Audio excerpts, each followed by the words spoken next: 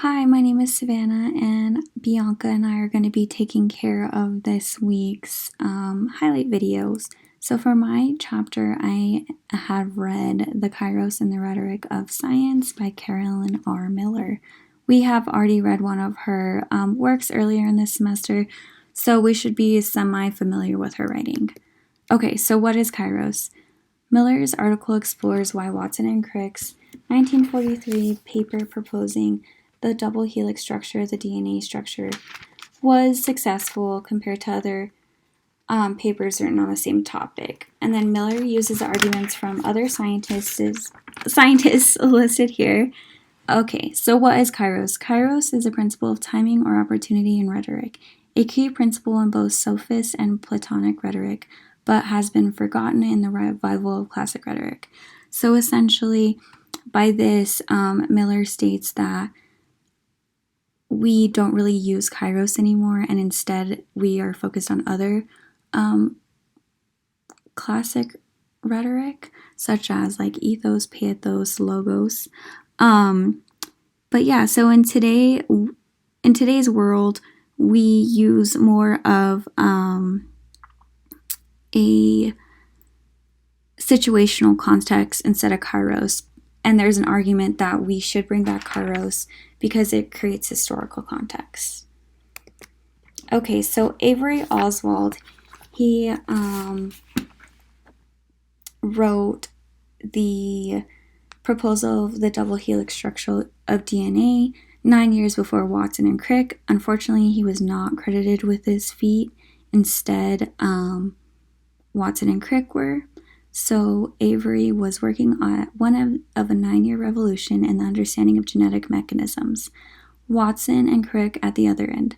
The Kairos in each was quite different. So there is an argument that the rhetoric from Avery was just not as strong as the rhetoric from Watson and Crick, and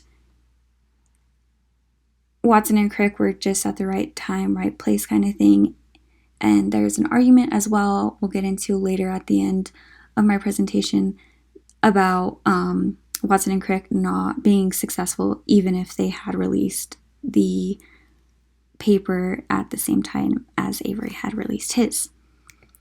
Okay, so the two meanings of Kairos. There's a temporal meaning. Thus, a Kairos presents itself at a distinct point of time, manifesting its own requirement and demands of the rhetor. The spatial meaning, situations are created by rhetors, thus by implication, any moment has a time in Kairos. And then chronos, which is a qualitative term. This is more so referring to... Oh, I'm sorry, it's a quantitative term, not qualitative. It's referring to duration, and then Kairos is a qualitative term and it refers to occasion for action in the right time. So Blitzer's definition of exigency as an imperfection marked by urgency, something waiting to be done, a thing which is another is it should be. But we should remember that an opening can be constructed as well as discovered. So essentially, the rhetor makes the Kairos through their work. John Sayles' model creates a research space containing 4 rhetorical actions. First, establishing the field. Second, summarizing previous research. Third, preparing the presentation for research. And then 4, introducing present research. Step 3 and 4 open the opportunity for Kairos. So relativism. Relativist rhetoric requires Kairos. The sophists believe that Kairos provide a principle of harmony with conflict, and Kairos provided a moment when decisions are replaced by choice. And then, according to Frederick Soup, the only aspects of growth of scientific knowledge to relative positivist philosophy were inductive justification or confirmation, knowledge claims, and the incorporation of older theories into more comprehensive theories via inter-theoretic reduction.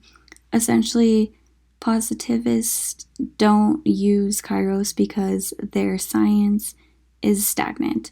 And then the sophists really like to integrate conflict with Kairos, and Kairos solves the conflict. Okay, so modern philosopher approach. Karl Popper gives us a science that accumulates and improves. Rhetorical modes for conjecture and refutations. So the scientist can use this mode as use this model as a mode of rhetoric, conjecturing and refuting.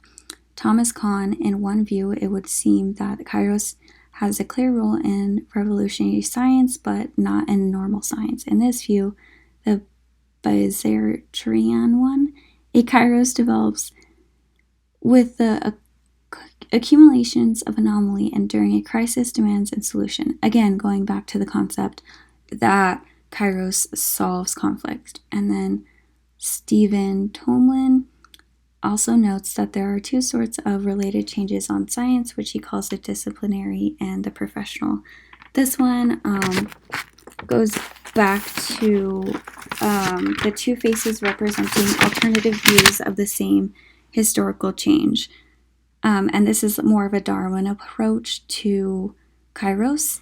And then Halloran, Watson, and Crick's paper had an entrepreneurial rhetorical voice, while Avery's lacked personality. If Watson and Crick released their papers at the same time as Avery did, their paper would have also rhetorically failed.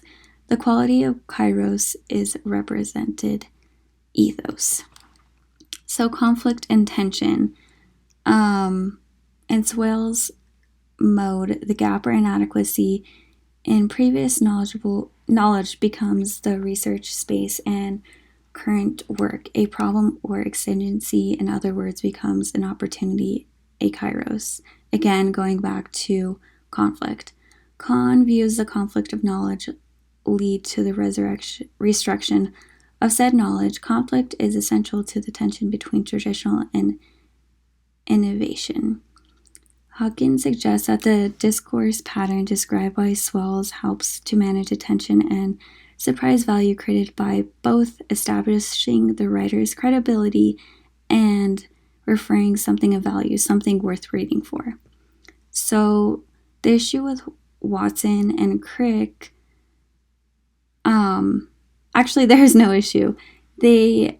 How they succeeded was by using Swale's model correctly, and they assumed DNA structure was unknown but worth knowing through the first and second step. The third one suggests current proposed and DNA structures were inadequate, and the fourth introduced this solution to bridge the gap. And they also did this by using positive rhetoric to reinforce their findings. And then Avery, he did not really focus on 3 or 4, and then 1 and 2 were the focal points of his paper. He opened a new space for biologists' minds, even though he was unsuccessful in his overall paper. So forum, one of Avery's problems may have been that he had no real forum. His work was premature, also in the sense that there was no field of molecular biology yet. And then Kairos can be understood as operating in 2 arenas. It is both conceptual or intellectual space, understood as opportunity, provided by explanatory problems, and a social or professional space, understood as the opportunity provided by a forum. So my question for you is, which definition of Kairos do you find to hold the most rhetorical value, spatial or temporal? How does Kairos create a space within the scientific genre? Thank you so much for your time, and I really hope you enjoy Bianca's video. Thank you. Have a great week.